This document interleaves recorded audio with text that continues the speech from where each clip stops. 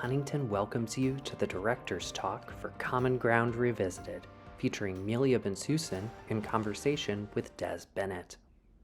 All events at the Huntington include a land acknowledgement. The Huntington acknowledges that our physical spaces stand on the occupied homeland of the Massachusetts people. We begin by acknowledging the Massachusetts tribe, from whom the colony, province, and Commonwealth of Massachusetts have taken their name. We pay respect to the ancestral bloodline of the Massachusetts tribe and their descendants who still inhabit the land to this day. We honor and respect the many Native peoples who are connected to this land, past, present, and future, including the Nipmuc and Wampanoag peoples. And now, the Director's Talk. Well, hey, Melia, it's good to see you again. It's great to see you, Des. It's been a few days. I know. So hi, I'm Des Bennett. I'm the Assistant Director of Common Ground Revisited. And I'm Melia Bensussen. I'm the Director of Common Ground Revisited. And the co-conceiver. And co-conceiver, and a human being who's very grateful to Des Bennett for having worked so closely with me and Kirsten on this project, which we just opened a few days ago. So we're all a little stunned. We can talk more about that. Yes, absolutely. I first want to start with, so this project has been in the works for 10 years. Yes. And I mean, I wasn't here 10 years ago. And I'm kind of interested in 10 years ago, how you came to Common Ground Revisited, how different the process has been, and how different you might be as a director, starting this project 10 years ago, and then now having just finished it. Yeah. The world was different. You were likely different. I'd love to hear about your perspective looking back. It's both a great and overwhelming question. The way you phrased it is so smart. 10 years ago, give or take, and just to be clear with all of you listening, it's not continuous work for 10 years. It's on again, off again, in between other projects. And Kirsten and I have joked, and now here's the reality of what will we do without this project sort of running underneath everything else we're doing as something we were going to do in the future. And now here it is, as of a few days ago in the past.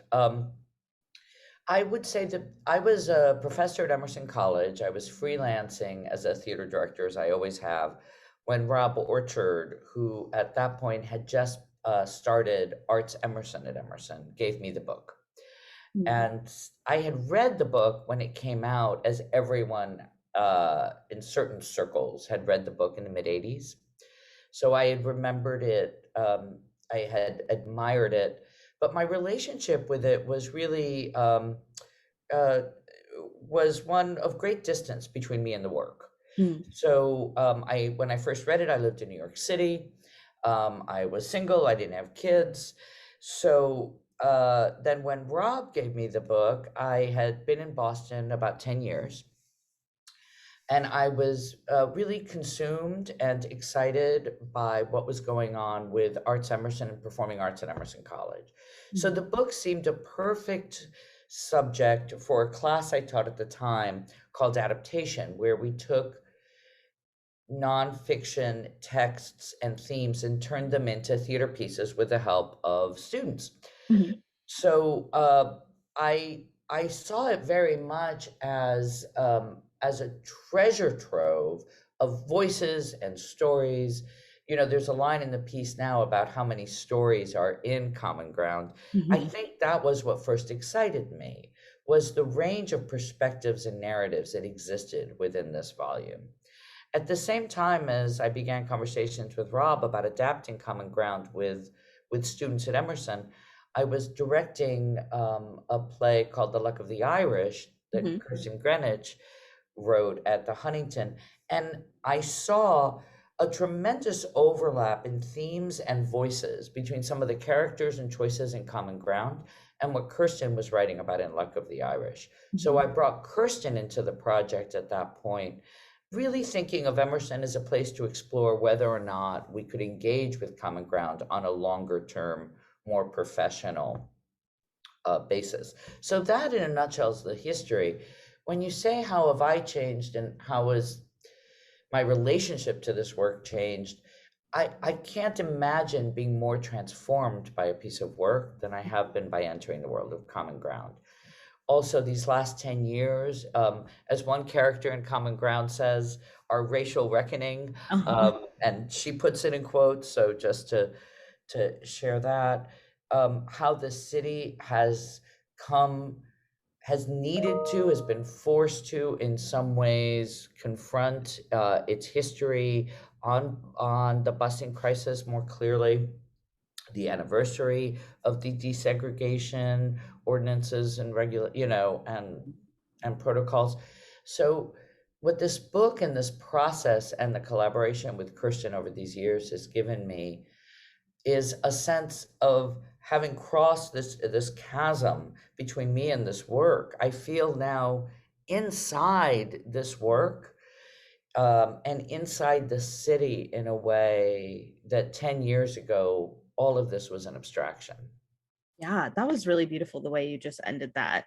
And I relate because I had not even heard about this book until I came onto this You're project. like our character who says, if this is the Bible, I'm miles away in Yeah. a different church. Yeah. Yeah. I mean, to live in Boston and to live in, especially to live in, one of the places that was affected by busing. I live in Jamaica Plain, which is, I think used to be a bit more segregated and is now like on the tail end of gentrification. I live in Right. like It had its hipster moment, and now yes, yes. I think we're still in the hipster moment. you are, as long as hipsters can afford it, right? I mean, Yeah, this is exactly. how our Exactly. city is going. Yeah. We're just on the precipice. And so, but that's a good point too, which is like, um, I think as a director and as a storyteller, um, it's not so often that you're presented with something that you're also kind of living in the middle of. It's Um, so, what my experience has been as a director is that I start to see whatever I'm working on in everything. yeah, But in this process, it's everything I'm living with I see in the work. yeah, It's this funny, right? uh-huh, I'm directing Doll's House, and I think about all the questions Ibsen raises about identity and marriage, and of course one sees oneself reflected in everything, right? That's the genius of great works. Um, but with Common Ground, and as co-conceiver, which really means I was able to work so closely with Kirsten on shaping material and points of view in terms of voices, mhm, the play really grew from our work together as opposed to my approaching the yeah, script. Right, right, people ask what is co-conceiving, mhm, and in a way, it's such a completely different process as a director, because normally yeah, in the American theater, the playwright has drafted something. Even if you come in developmentally early, mhm, there is a story that the playwright alone has sprung exactly. from their imagination. And this was really a process of creating what the story was and how the focus was together, Mhm, um, and how we wanted to tell the story of this book. But you're absolutely right. Then to just have one's daily life and the decisions. We both have kids, Kirsten and myself, and where they went to school and how we as parents manage school mhm, questions. mhm. It's been intensely moving, intensely challenging, and so rewarding to get to know the work in the city at the same time. Yeah, absolutely. And a lot of the actors who, almost all of the actors who were involved, their voices are also in the show, and Yeah. their experiences are also really rich in Well, this that too. was an early, actually, it wasn't that early a choice. That's actually interesting when you think about how this developed.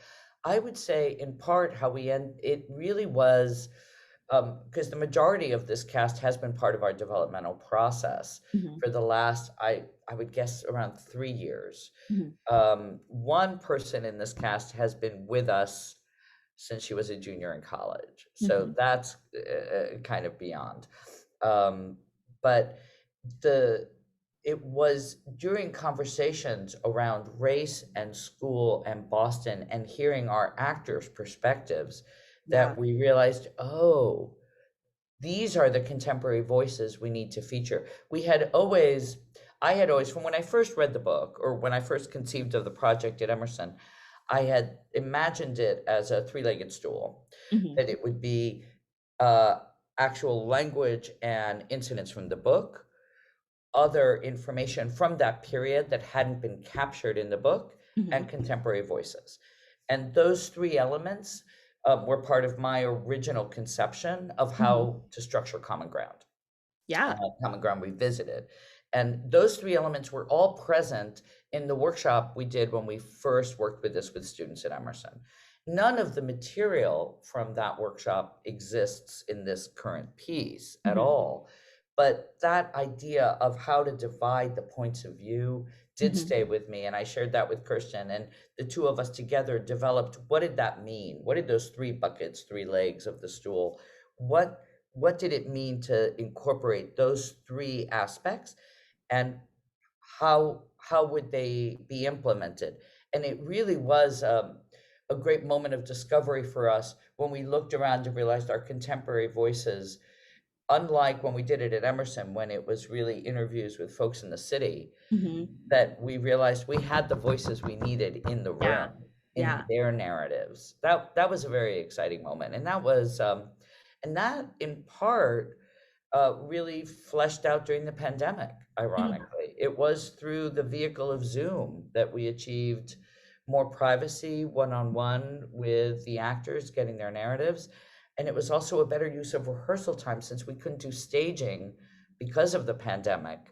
Yeah. So it's kind of, I think this is really a post-pandemic production, that its very structure Mhm. is reflecting in invisible ways what it's been like to work without being able to be in rooms together. Well, I think it's interesting that you say that too, because as someone who did, like, my first real directing project was a digital, partially in person, partially digital rendition Oh, of amazing. Metamorphosis, Uh-huh. Mary Zimmerman's Metamorphosis. And what I loved so much about it was how we created scenes using like digital editing in post, and how we used Zoom backgrounds and how we used green screens and how we kind of made this like fake looking projection through the screen. And Very so when I cool. think about Common Ground, especially when we throw in lights and sound and projections, which I've never worked on like a live show with projections before, I think of it as this interesting and kind of subtle hint to digital theater in a way where it's like Oh, we're pulling in the digital aspect. that's really interesting, Des. I never thought of it that way. I am not a big person with projections either. Yeah. I am very much, and folks who might have seen some of my other work at the Huntington, there's a real connection with a lot of empty space on stage. I'm Mhm. really drawn to the actor in light and voice. This is different. We needed different tools for storytelling, Yeah. and we have a brilliant design team on this production. I mean, set, lights, sound, projections. These four people are co-creators with Yeah. us in such an essential way. And I had really felt that sound and that what we saw and what we heard was going to be as essential to the text Hmm. as what Kirsten wrote. Hmm. Um, and it's interesting. We've only had a couple of reviews come out, and I'm grateful that the fact that they've been so positive. But I feel like they're not so far, the critics I've read have not taken in how Mm. much the production and Yeah. the text are in conversation, Yeah. right? And so when as you speak about the digital elements, and I think of how live theater is being impacted in wonderful ways by technology, and how we can take iconic images Hmm. and blow them up to fill the stage. And what does that do to how the characters view themselves in terms of history when they see themselves smack dab in the Yeah. middle of a historical image. I found that part incredibly exciting about this work. Incredibly exciting. And I think when some people think about projections, they think of it as very literal because you have the image and the Oh, image is so there. true. Right. And this was the opposite. I mean, we Yeah. were really very conscious in every element of design Mhm. and in aiming towards a metaphor, in Yeah. aiming towards an abstraction, Yes. in order for us to escape kind of the trap of documentary theater. Yeah. Some documentary theater is wonderful. I don't mean to cast aspersions on that But work, there are lots but of traps.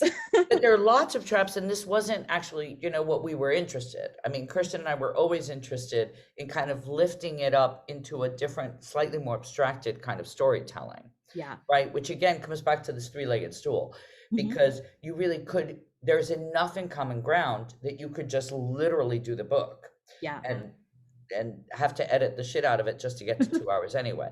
But I was really interested from the beginning in how work labeled iconic, how Mhm. work labeled definitive, Mhm. how stories told in such a way as to be unassailable impact our view of our present, Yeah. right? So really the core idea behind this, I became subsumed with ideas and consumed and subsumed by um, the notions of race in Boston and education in Boston and government and how we legislate parity, which was clearly not effective here. Mhm. But what drew me to this project in the first place was dismantling an iconic work Yeah. without disrespecting it, Mhm. saying there is more than one book, Yeah. right? When we get to that moment in the play, that for me is what there is more than one voice. There is never a definitive telling of anything. There's Mhm. not a definitive translation, a definitive history. We have to keep wrestling with our storytellers, be they fiction writers or nonfiction writers. Mhm. And it's in that wrestling that we get to deeper truths. Yes, absolutely. And I want to pivot, and this will probably be our last talking point. But as a director, I mean, we kept saying throughout this entire process that this is nothing like either of us had worked on before. Right. And just speaking from truly the director's point of view, I mean, what staging this felt impossible. For a long time it felt impossible. I had no idea what you were going to do with 12 actors on stage. The entire play, almost the entire play. That is massive, especially when we say, this isn't a musical, but it has musical like elements, such as having a Right. huge cast that are all in concert, bouncing around the ball and needing to be in space together, needing to move, do these not gigantic, but consistent transitions. And so I'm just interested in how you approach this, how you think of movement in your mind, because that has been one of the things that I've really loved watching in the room is how you move people, and they are instinctually like very, I don't know. I found our actors and our ensemble just very smart in the way that they I move agree. together. But obviously, as a shaper of the images on stage, how what is the inner process that's happening when while you are staging something like Common Ground? Oh, it's so intuitive. Hmm. It is so intuitive that I love the staging part. And to be honest, as I had no idea what it was going to look like either. Part Yeah. of why I always go for empty spaces or spaces that transform the way our classroom transforms Mhm. is that I know that I don't know until I have the bodies in space Yeah. how and where they're going to end up. Mhm. So just as a director, I give myself, as little rigidity in design as I can have, Mhm. right? There's certain plays, Dancing at Lunasa comes to mind, Brian Friel's play, which I did, over 25 years ago. But there, you have to set where the oven is in the kitchen, and that defines your staging because they're baking Yep. bread all the friggin' time, right? So where your oven is and where your kitchen table is defines your blocking Yeah. because everything revolves around that kitchen. Something like Common Ground Revisited is so exciting because it's balletic, right? It's orchestral. Mhm. I think it really is about theater is about conversation and tension for me. And so how you put people in space has everything to do with what creates excitement between them. Mhm. When actors are very close together, the audience can't get in there. Yeah. Whereas if actors speak to each other across a space, it's like a sporting event, right? Yeah. And you know I'm as far from anyone who does any sport at all as to be comedic for me to use it as a metaphor, uh, but it does feel exciting like a sport, right? They're passing the ball. You heard me say that so often, Mhm. but how they move in space, it's dance, it's athleticism, and it allows the language to activate in a new way when you use the body. I mean, this is what's been so challenging about Zoom anything for Yeah. me is it's stillness, Mhm. right? It's here we are talking heads. That's fine for conversation. It's actually great for conversation. Yeah. But theater needs to engage actors' Mhm. bodies and senses and the movement of people across space. That's so exciting. It's what we get to Yeah. do. It's one of, so that was fun. And Yes. I'm with you in the sense that I didn't know how it was going to come out. And I need to come back and see the show again. I don't know if you've been back since opening. I haven't. I need to come back now. I don't know if folks realize that once a play opens, the director is bye-bye Yeah, done. and it's over to the stage manager. We have Mhm. a brilliant stage manager. So I'll need to come and see how they're doing now that they're really living in it. But Yeah, and now that it's kind of it's theirs and they get it's to theirs now. keep This is going. we let go, right, Des? This is the gift and the curse of directing is suddenly It's it so opens and you true. go, okay, it's yours. I'm The off. closing. Exactly. Yes, it's so true. Well, I've actually run into some of the actors while I just saw The Inheritance. And I saw them coming in and I was like, oh my God, like I Yeah. forgot you were here. Like it's just so good to Sounds see like they're you doing so great. organically. It Sounds like sounds they're like they're doing doing great. great. And for all those watching, go see Common Ground Revisited. So much love has been poured into a decade A decade. a decade, not decades, a decade It's of true. hard work and thoughtfulness has gone into that work. And the actors are just, we love them so much. They're amazing. Um, It's an amazing company. it's amazing. Thank you, Des, and thank you for Thank everything you, you brought Melia. to this production. And thank you for teaching me so much. I'm so glad. So glad.